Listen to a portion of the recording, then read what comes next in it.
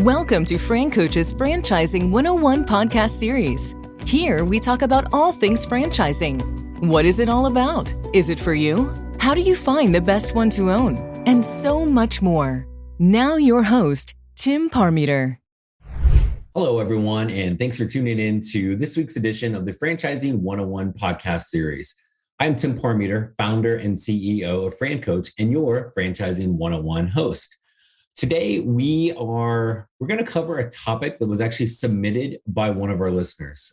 Last week, I actually mentioned, kind of threw that out to you guys. If there's something you haven't heard, you wanted to learn a little bit more about from a franchising perspective, send us a message. We're like in the hundreds now on episodes. So any help I can get from you guys on what the heck we're going to talk about is a bonus. So thanks to Dana in Florida, who gave me the, longtime listener, first time suggester. So thanks for that. But Dana in Florida asked about how do partnerships work in franchising and from an ownership perspective. So awesome question, Dana, and thanks for sending that in. The majority of people who own a franchise they are the owner. They have 100% ownership in their franchise. Yes, most of them are going to have some sort of staff with them, but they are sole owners. But what if you have or you want some type of partnership? Is that possible? How does that work? What are the advantages, the potential pitfalls? That's what we're going to talk about today. First up, of course, who the heck are we in FranCoach? So FranCoach is a national search firm dedicated to working with individuals who are interested in owning a franchise. We're partnered with now well over 600 franchises. It spans 70 plus industries. Frankly, I've kind of lost count. Our goal is to very simply help our clients learn about franchising to know if this is the right path for them. And if so, what is their absolute best franchise to own? And the goal of the Franchising 101 series is just simply to help educate people on all aspects of franchise ownership. And one other thing I want to kind of just touch on with FranCoach and what we do and kind of our process before we get into the partnerships. And we say this a lot to folks, and I realize I don't know how much we talk about it on the podcast. So the vast majority of people that we work with that start a franchise, a couple things that are really in common that are a little maybe counterintuitive to what happens in the real world. We're kind of in the corporate world. So number one, they start a franchise in an industry that they have little to no experience in. That's first. Second, it's usually something they didn't think of or weren't already kind of thinking, hey, I might be this or might be that. It's rarely that. And then third is oftentimes it's a franchise that they didn't even know existed before we got started, right? And so the big thing I always talk to people about our process is you have to come to the table with an open mind, right? Pretty much everybody we talk to, they're smart, they're successful, they're talented, they're driven. They wouldn't be on the phone with us and working with our team. We wouldn't even be listening to this podcast if that was not the case. But you've got to come to the table with an open mind because our process is designed to get you out of your comfort zone. And guess what? That's not comfortable to do that. We like our comfort things, comfort food, comfy couch, comfy slippers. No, I'm not showing you my comfy bunny slippers right now. You're just going to have to deal with that. But we have that. You're going to get out of that comfort zone a little bit as you go through this. And it's key. It's really not key. It's vital to this. And success in the process is not possible without the open mind of all of you folks when you come to the table to work with us.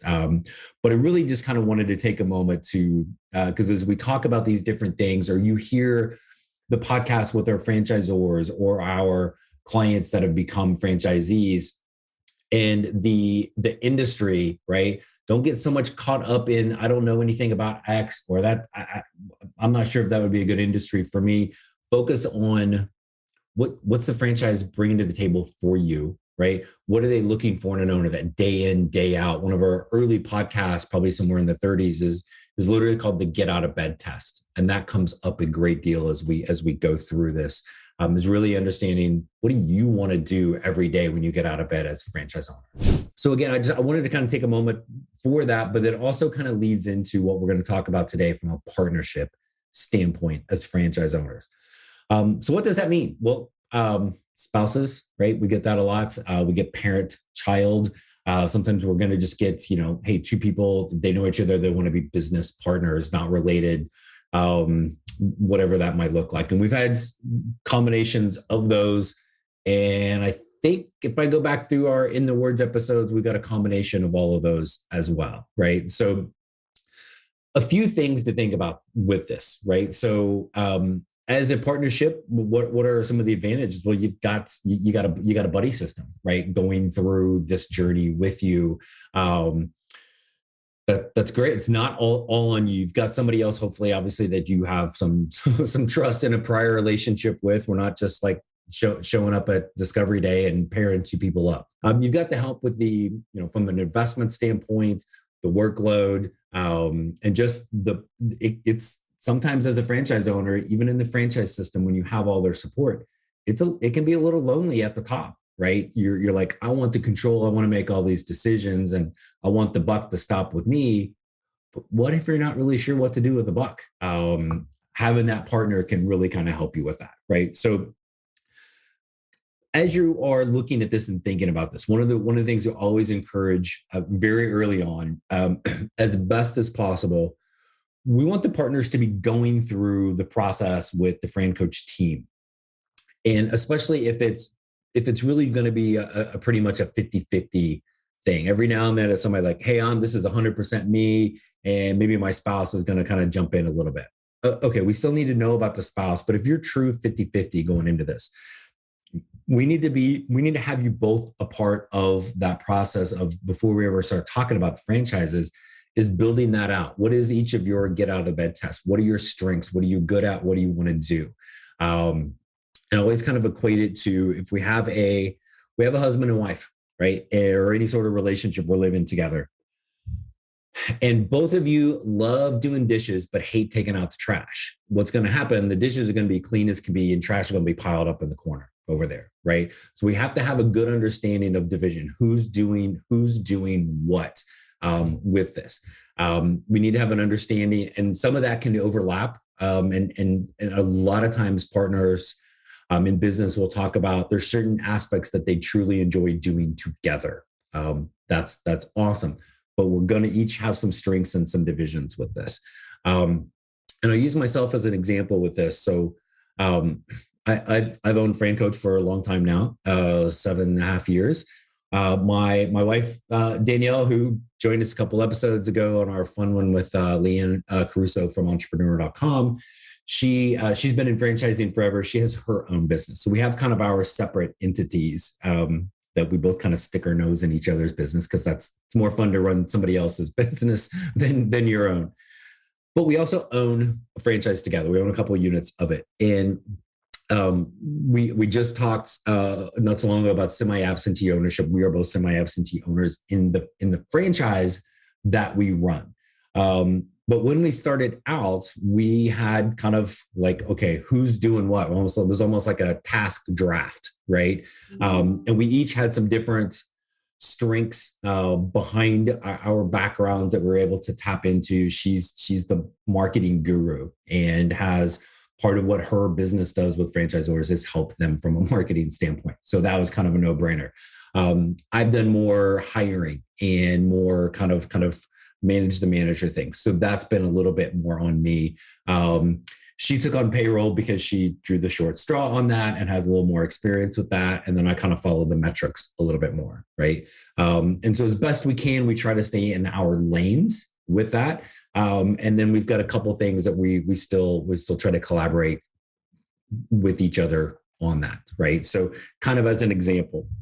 The other thing that even when it is a spouse, parent, child, certainly if it's a business partner, before we are signing a franchise agreement and we've gotten to the point where we figured out what all that needs to look like and which is the right franchise, is strongly recommend taking time to kind of create a separate from the franchise agreement, maybe within your LLC, but a lot of times even just a true kind of business contract agreement of it's essentially like the business prenup, right? So if this partnership fails for whatever reason. How do we separate this? What if one of us just wants to separate from this? What does that look like? What are each other's responsibilities from this financially, roles, all of those type of things? Even conflict resolution, right? How we're 50-50 partners, right? We got a 1-to-1 vote on what we need to do. How do we solve that, right? I know in our situation, if my wife and I are 1-to-1 on that, I'm not stupid. She wins, right? So, but you've got to have an understanding of what that looks like. And then as great as it can be to have support from a financial perspective on the investment, you do have to factor in, okay, well, now if both of you are trying to draw money out, kind of pay yourself as a salary, that might lessen a little bit, especially at the beginning, right? So are you comfortable with that financially? Are we able to pad that in from a funding standpoint? Do we have other sources of income, right? So those type of things, it doesn't mean you can't do it, but the advantage of splitting essentially that investment piece means you're also splitting the profits and all of kind of the net revenue from this standpoint, right? So you've got to kind of take those things into consideration. But more than anything, again, the conflict resolution, how we kind of format both the franchise agreement and just that business agreement. I go back to the beginning of this is if you're 50-50, both of you really have to be immersed in the process and have an understanding of, as we go through and we build that out, kind of our second call with clients is an hour. Sometimes with partners, it's even longer, right? Because we're really what's each other's role, who's doing what, what's missed, right? If it looks like somebody's not, you're both terrible at the financial aspect. Okay, well, can one of you do it, or does that mean we've got to hire somebody? Do we look for a franchise that has extra support there? Those type of things. We really need to understand that. And then again, the conflict resolution piece, right? How do we get through those things? So, but when we have the people involved in that process early on and really kind of throughout, not just building out, but when we start having the calls with the franchisors, it is imperative that you are both able to commit the time and be able to work through that together. I'll say as best as possible, but really I would tell you almost without exception, because what's going to happen is you're going to hear so much information, whether that's the first call or the ninth call in the process with the franchise. It is impossible for you to be able to take all of that information you just heard and properly relay it and explain it to the person that wasn't on that call. You can't do it, right? It's too much information. It's new. You are hearing it from the expert within that franchise who does this, like they do this for a living, right? So a lot of times they probably could say to you in their sleep. So having both of you on so you can both hear the information firsthand. When there's questions, you can pop those up right then, versus if I'm on a call with the franchisor and I'm hearing everything, then now I'm explaining that to my wife. One, I'm not going to do nearly as good of a job. Something's going to get missed. She's going to ask a question and I'm going to go, blah, blah, blah, something, right? Not the articulate answer that she would have gotten had she been on that call and asked the franchisor directly, right? And then again, some of the things from a funding perspective, it is possible to have separate kind of funding each partner and then bring that to the table. Kind of both of you bringing that together. That tends to happen a little bit more when they're business partners, spouses. Usually that's intertwined, parent, child. Usually kind of the same with that. But again, that's why I always go back to what's that business agreement between the partners. Who's contributing what? Even if one contributes more than the other, that should be factored in on how things come out. From the profits and proceeds of the business, right? So, does it happen all the time? No, but we've got I bet you probably 4 or 5 people right now are kind of groups that are partners looking at this, and so it is a thing. if you are a spouses looking at this, you got to really ask yourself, and this is like, trust me, I'm not getting involved in this question other than telling you to ask it of one another. Are you okay with this, right? Can you have your lives, family, whatever that you're doing, intertwined with being in business together? Some people need that separation, and that's not a thing that they can do. You've got to really and truly be honest with yourselves. And if you do, be able to set boundaries. If I use ourselves, my wife and I as an example, we probably suck at the boundary thing, to be honest, right? Is we tend to get a little immersed in it, though it is fun for us to talk about our businesses separately, but it's also fun to talk about our franchises that we own together. So for us, it is an enjoyable piece of just our lives, our conversations, even how like our kids have learned about it. So for us, that's great. Do we have to kind of fight ourselves, not like fight, but just force ourselves, I guess is a better word, to like shut up about work, right? Or business or whatever, to just go and have those fun things or whatever it might be.